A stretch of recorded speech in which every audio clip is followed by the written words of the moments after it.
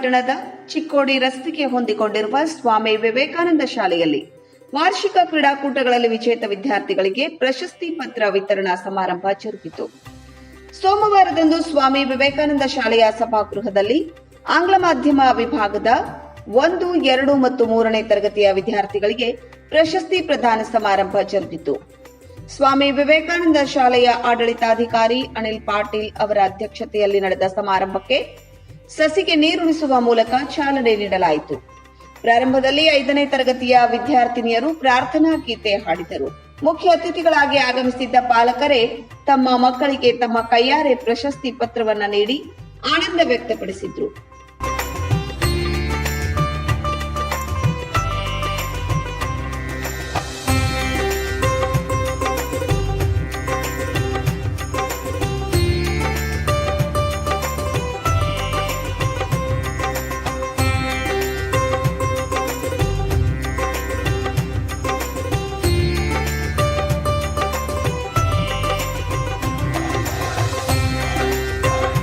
ಸಮಾರಂಭದ ಅಧ್ಯಕ್ಷತೆ ವಹಿಸಿದ್ದ ಅನಿಲ್ ಪಾಟೀಲ್ ಅವರು ಸಮಾರಂಭವನ್ನು ಉದ್ದೇಶಿಸಿ ಮಾತನಾಡಿದರು.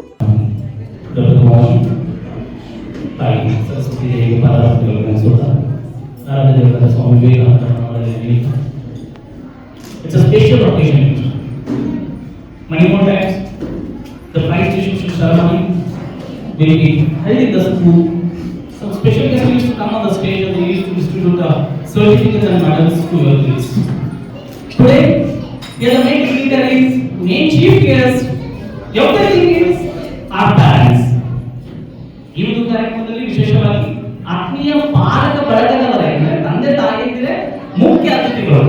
ಅವರ ಒಂದು ಅಮೃತ ಹಸ್ತದಿಂದಲೇ ಇವತ್ತು ಈ ಒಂದು ಕಾರ್ಯಕ್ರಮದಲ್ಲಿ ಪ್ರಶಸ್ತಿಯನ್ನು ಪ್ರದಾನ ಮಾಡಲಾಗಿರ್ತಕ್ಕಂಥದ್ದು.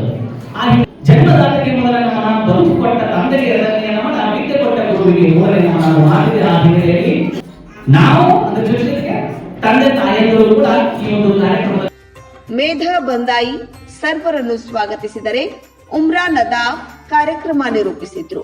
ಕೊನೆಯಲ್ಲಿ ತೇಜಸ್ವಿನಿ ಬಂದಾಯಿ ವಂದನಾರ್ಪಣೆ ಮಾಡಿದರು. ವಾರ್ಷಿಕ ಕ್ರೀಡಾಕೂಟಗಳಲ್ಲಿ ವಿಜೇತ ವಿದ್ಯಾರ್ಥಿಗಳಿಗೆ ಪ್ರಶಸ್ತಿ ವಿತರಣಾ ಸಮಾರಂಭದಲ್ಲಿ ಸ್ವಾಮಿ ವಿವೇಕಾನಂದ ಕನ್ನಡ ಮಾಧ್ಯಮ ಮತ್ತು ರಾಣಿ ಚೆನ್ನಮ್ಮ ಪ್ರೌಢಶಾಲೆಯ ಮುಖ್ಯೋಪಾಧ್ಯಾಯರಾದ ಸಂಜೋತಾ ಪಾಟೀಲ್ ಸೇರಿದಂತೆ ಆಂಗ್ಲ ಮಾಧ್ಯಮ ವಿಭಾಗದ ಶಿಕ್ಷಕ ಸಿಬ್ಬಂದಿ ವರ್ಗ, ಪಾಲಕರು ಮತ್ತು ಮುದ್ದು ವಿದ್ಯಾರ್ಥಿಗಳು ಉಪಸ್ಥಿತರಿದ್ದರು.